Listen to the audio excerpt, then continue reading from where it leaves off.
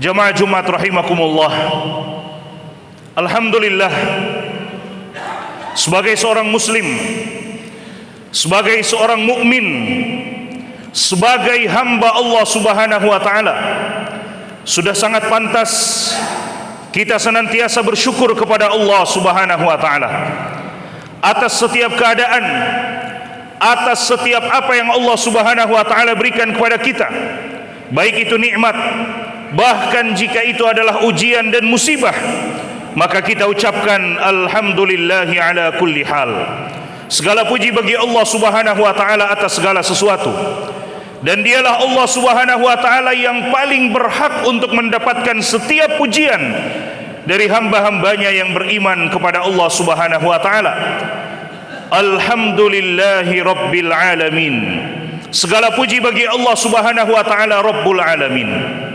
Salawat dan salam kita haturkan kepada baginda Rasulullah sallallahu alaihi wa alihi wasallam, manusia terbaik yang dipilih oleh Allah Subhanahu wa taala untuk menyampaikan risalah agama Allah Subhanahu wa taala.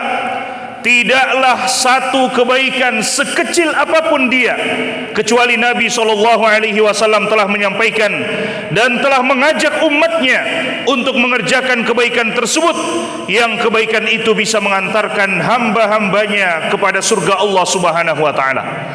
Dan sebaliknya, tidaklah sekecil apapun satu keburukan yang bisa menyebabkan seseorang dicampakkan ke dalam api neraka kecuali Nabi sallallahu alaihi wasallam telah memperingatkan umatnya tentang keburukan tersebut.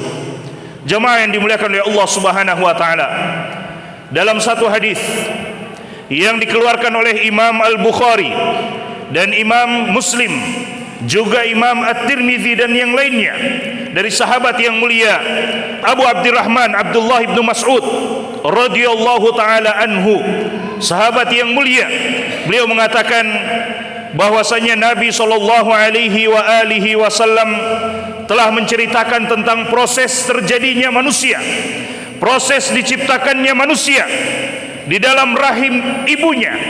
Lalu setelah itu Nabi sallallahu alaihi wasallam mengabarkan, wa inna ahadakum la ya'malu bi'amali ahlil jannah hatta ma yakunu bainahu wa bainaha illa dhira' fayasbiqu alaihi alkitab fayamalu bi'amali ahlin nar fayadkhuluha. Setelah Nabi menceritakan, mengabarkan tentang proses diciptakannya manusia di dalam rahim ibunya, lalu Nabi mengatakan, sungguh ada di antara kalian orang yang senantiasa beramal dengan amalan-amalan penduduk surga, sampai-sampai tidak ada jarak antara dia dengan surga kecuali sehasta, yang ditafsirkan oleh para ulama kita, dijelaskan oleh para ulama kita, kecuali dengan kematian.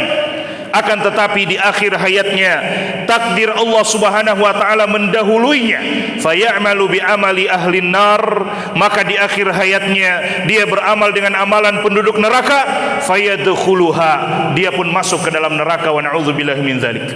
Dan kebalikannya, wa inna ahadakum, dan ada juga orang di antara kalian, kata Nabi, la ya'malu bi amali ahlin nar, dalam kehidupannya dia senantiasa melakukan pekerjaan-pekerjaan, perbuatan-perbuatan amalan penduduk neraka, hatta ma yakunu bainahu wa bainaha illa dhira', sampai-sampai tidak ada jarak antara dia dengan neraka kecuali kematian atau sehasta. Fayasbiqu alaihi alkitab, tapi di akhir hayatnya takdir Allah Subhanahu wa taala mendahuluinya, fayamalu bi'amali ahlil jannah fayadkhuluha, di akhir hayatnya dia beramal dengan amalan penduduk surga, lalu dia ditakdirkan masuk ke dalam surga. Bagaimana ini jemaah sekalian yang dimuliakan oleh Allah Subhanahu wa taala? Hadis ini membuat seorang mukmin menjadi takut. Hadis ini membuat kita gemetar, jemaah sekalian. Takut kita jangan sampai kita termasuk orang-orang yang senantiasa beramal dengan amalan penduduk surga, tapi kemudian di akhir hayat ternyata neraka adalah tempat kembali kita. Na'udzubillahi min dzalik. Bulan suci Ramadan semakin dekat menjumpai kita, bulannya para pecinta kebaikan, bulannya orang-orang yang gemar untuk melakukan amalan-amalan soleh. Jangan sampai kita termasuk orang yang beramal dengan amalan-amalan yang luar biasa, menurut pandangan manusia luar biasa.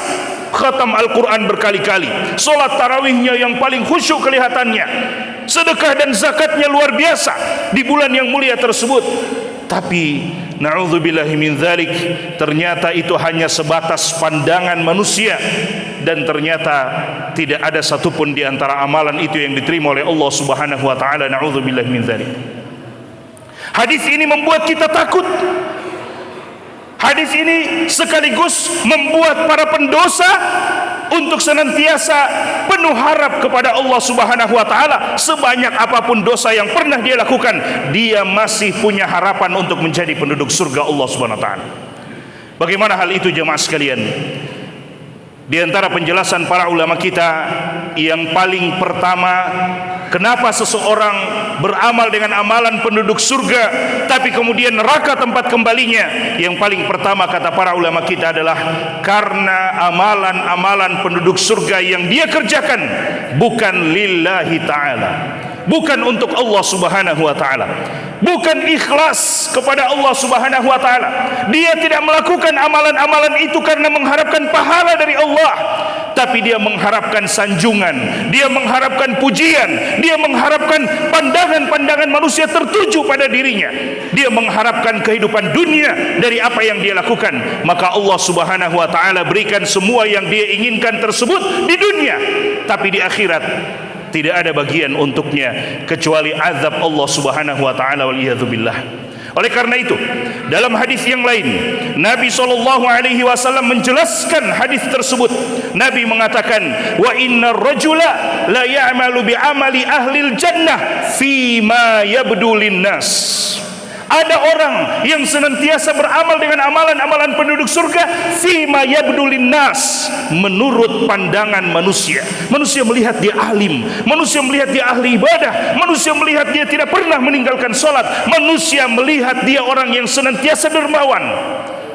Tapi kacamata Allah Subhanahu wa taala, bagi Allah Subhanahu wa taala, ya'lamu kha'inatal a'yuni wa ma tukhfis sudur. Allah Maha mengetahui mata yang berkhianat dan apa saja yang tersembunyi di dalam hati manusia. Oleh karena itu, Abu Hurairah radhiyallahu taala anhu, seorang sahabat yang mulia, sahabat yang paling banyak meriwayatkan hadis dari Nabi sallallahu alaihi wasallam. Suatu ketika beliau diminta untuk menceritakan, menyampaikan satu hadis yang sangat mengkhawatirkan untuk diri beliau. Maka ketika beliau ingin menyampaikan hadis tersebut, jemaah sekalian, Abu Hurairah sampai jatuh pingsan berkali-kali, saking takutnya beliau dengan hadis yang akan beliau sampaikan. Berkali-kali beliau jatuh pingsan. Ketika beliau sadar, sahabat-sahabat yang ada di sekelilingnya meminta untuk menyampaikan hadis tersebut. Apa hadis yang akan disampaikan oleh Abu Hurairah sampai beliau jatuh pingsan berkali-kali? Setelah beliau menguatkan diri beliau untuk menyampaikan hadis tersebut, beliau mengatakan, aku telah mendengarkan Nabi SAW mengatakan dalam hadis beliau, inna awwalan nasi yuqda yaumal qiyamati alaih. Sesungguhnya manusia pertama yang nanti kelak akan diadili oleh Allah dan dimasukkan ke dalam nerakanya oleh Allah Subhanahu wa taala adalah 3 jenis manusia. Yang pertama, rajulun istushhida, seseorang yang mati syahid, meninggal dalam perang, membela agama Allah Subhanahu wa taala, tapi dimasukkan ke dalam neraka. Ada apa dengan laki-laki ini? Laki-laki yang mati syahid, kata Abu Hurairah. Tapi ketika dia dihadapkan di hadapan Allah, Allah perlihatkan nikmat-nikmat yang Allah berikan kepadanya. Lalu Allah bertanya, apa yang engkau kerjakan dengan nikmat ini? Laki-laki itu mengatakan, qataltu fi sabilika ya Allah. Aku telah berjuang, aku telah berjihad di jalanmu ya Allah.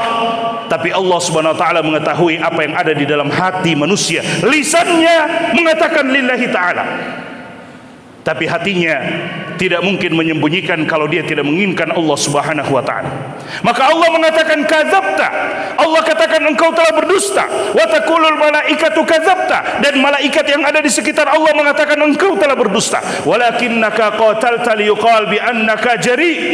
Engkau berjihad agar supaya engkau dikatakan seorang pemberani.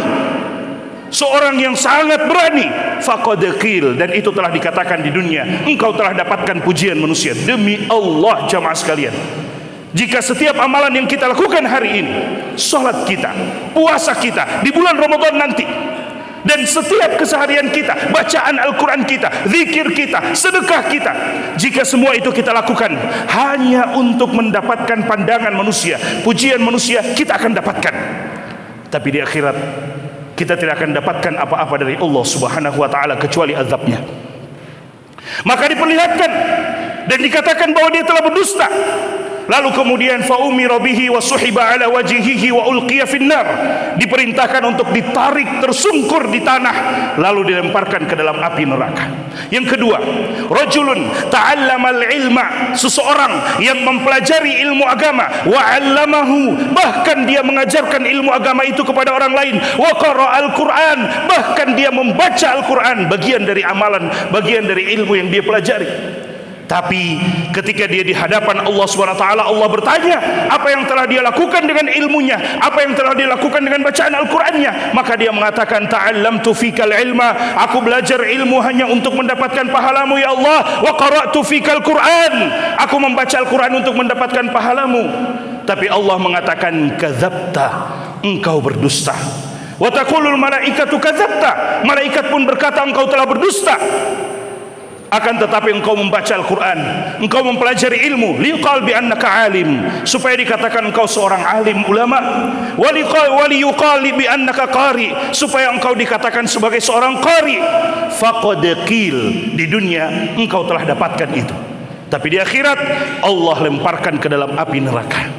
Dan yang ketiga, rajulun atahu Allahu malan, seseorang yang Allah Subhanahu wa ta'ala berikan kelebihan harta kepadanya, maka dia keluarkan harta-harta bendanya, diinfakkan, disedekahkan, dizakatkan, tapi semuanya bukan karena Allah. Maka ketika di hadapan Allah ditanya tentang nikmat-nikmat tersebut, dia katakan aku telah berinfak di jalan-Mu ya Allah, tidak aku dapatkan satu jalan di mana orang membutuhkan bantuan di situ kecuali aku infakkan. Tapi Allah mengatakan kadzabta, engkau telah berdusta. Malaikat pun mengatakan engkau telah berdusta, lalu dilemparkan ke dalam api neraka. Ini yang pertama jamaah sekalian. Seseorang yang beramal dengan amalan-amalan soleh apapun itu, kalau bukan karena Allah, maka amalan soleh itu tidak akan bermanfaat untuk dirinya, kecuali hanya sebatas pujian manusia yang dia dapatkan di dunia.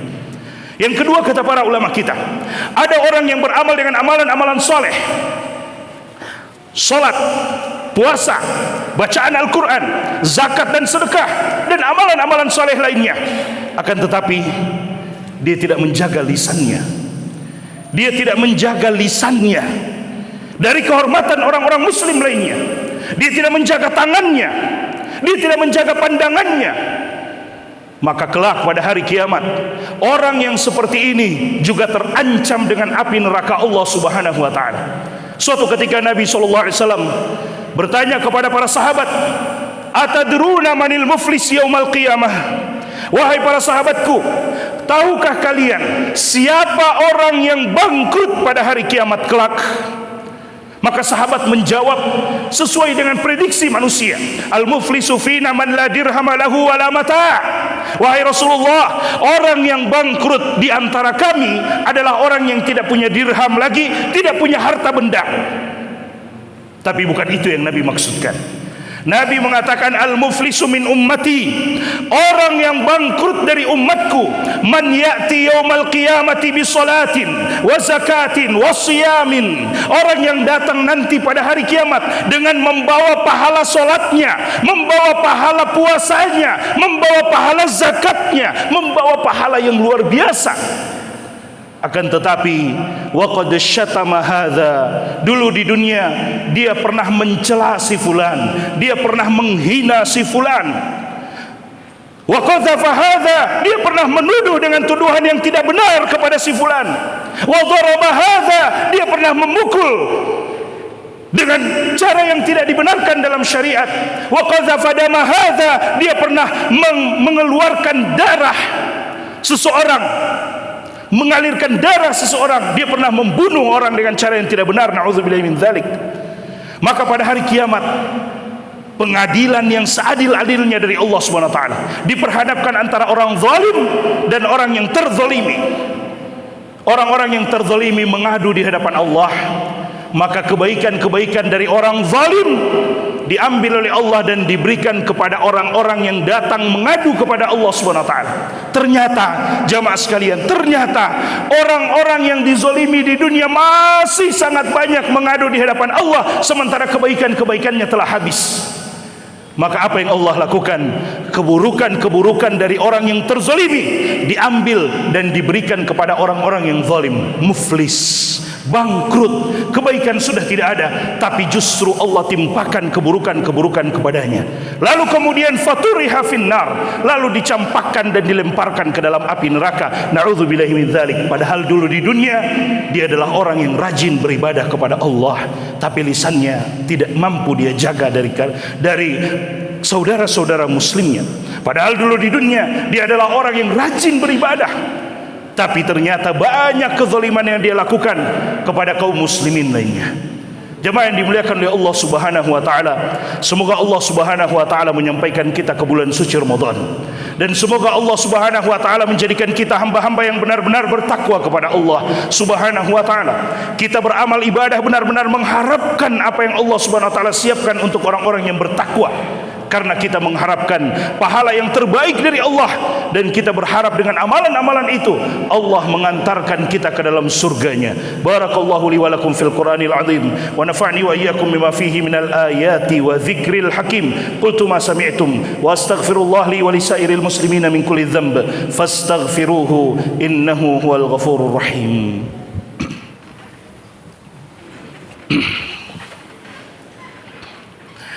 Alhamdulillahi ala ihsanih, wa syukru lahu ala taufiqihi wa amtinanihi, wa ashhadu an la ilaha illallah ta'ziman li sya'nihi, wa ashhadu anna Muhammadan abduhu wa rasuluhu ad-da'i ila ridwanihi, salawatu rabbi alaihi wa ala alihi wa ikhwanihi. Jemaah Jumat rahimakumullah, Ramadan tidak lama lagi insyaallah taala akan datang menyapa kita. Tapi tidak ada satupun di antara manusia yang bisa menjamin apakah dia bisa berjumpa dengan bulan suci Ramadan atau tidak. Maka jemaah sekalian, semakin dekatnya bulan suci Ramadan, ada beberapa hal penting yang harus kita kerjakan sejak sekarang. Yang paling pertama, banyak berdoa kepada Allah Subhanahu wa taala. Minta agar Allah pertemukan, izinkan kita bertemu dengan bulan suci Ramadan, dan berdoa kepada Allah agar ketika berjumpa dengan Ramadan, minta agar Allah berikan kita taufik untuk bisa beramal dengan sebaik-baik amalan di bulan suci Ramadan tersebut. Yang kedua jemaah sekalian, bulan Ramadan kita sepakati bersama adalah bulan yang suci, bulan yang agung. Maka kata para ulama, bulan yang suci tidak pantas diterima dan disambut kecuali dengan hati yang suci pula. Sejak sekarang sucikan hati kita dari berbagai macam kotoran-kotoran hati kita, dosa kepada Allah Subhanahu wa taala, dosa kepada sesama manusia, dosa kepada hamba-hamba Allah Subhanahu wa taala. Sucikan hati kita untuk menyambut bulan yang suci dan agung tersebut. Dan yang ketiga jemaah sekalian, jika Allah kehendaki dan Allah izinkan kita berjumpa dengan bulan suci Ramadan, maka jangan sampai kita melanggar janji kita dengan Allah, di mana kita berjanji di luar bulan Ramadan, ya Allah, jika saya berjumpa dengan Ramadan, saya akan memanfaatkannya dengan sebaik-baiknya. Tapi berapa banyak orang yang apabila telah berjumpa dengan Ramadan, dia lupa janjinya dengan Allah Subhanahu wa taala. Kita mohon kepada Allah agar Allah memberikan taufik, menguatkan kita untuk bisa beramal dengan amalan yang terbaik di bulan suci Ramadan, dan amalan-amalan kita diterima oleh Allah Subhanahu wa taala. Kemudian perbanyaklah salawat dan salam kepada Nabi sallallahu alaihi wasallam, terutama di hari Jumat seperti ini, karena setiap salawat yang kita berikan kepada beliau akan dibalas oleh Allah Subhanahu wa taala sebanyak 10 kali. Kata Nabi sallallahu alaihi wasallam, man shalla alayya wahidatan sallallahu alaihi biha asyra, siapa yang bersalawat kepadaku sekali, maka akan dibalas oleh Allah Subhanahu wa taala sebanyak 10 kali untuknya. Dan di dalam Al-Qur'an Allah berfirman, innallaha wa malaikatahu yusalluna 'alan nabi ya ayyuhalladzina amanu sallu 'alaihi wa sallimu taslima. تسليما اللهم صل على نبينا محمد وعلى آل محمد كما صليت على إبراهيم وعلى آل إبراهيم إنك حميد مجيد وبارك على محمد وعلى آل محمد كما باركت على إبراهيم وعلى آل إبراهيم في العالمين إنك حميد مجيد وارض اللهم عن الخلفاء الراشدين الأئمة المهديين أبي بكر وعمر وعثمان وعلي وأن بمنك وكرمك معهم يا أرحم الراحمين اللهم اغفر للمسلمين والمسلمات والمؤمنين والمؤمنات الأحياء منهم والأموات إنك سميع قريب مجيب الدعوات يا قاضي الحاجات اللهم أرنا الحق حقا وارزقنا اتباعه وأرنا الباطل باطلا وارزقنا اجتنابه اللهم إنا نسألك أن تبلغنا شهر رمضان اللهم بلغنا شهر رمضان اللهم بلغنا شهر رمضان اللهم بلغنا رمضان ووفقنا فيه للعمل الصالح اللهم تقبل منا صلاتنا وقيامنا وركوعنا وسجودنا وتلاواتنا للقرآن اللهم إنا نسألك الهدى والتقى والعفاف والغنى اللهم آت نفوسنا تقواها زكها أنت خير من زكاها ربنا آتنا في الدنيا حسنة وفي الآخرة حسنة وقنا عذاب النار سبحان ربك رب العزة عما يصفون وسلام على المرسلين والحمد لله رب العالمين وأقيموا الصلاة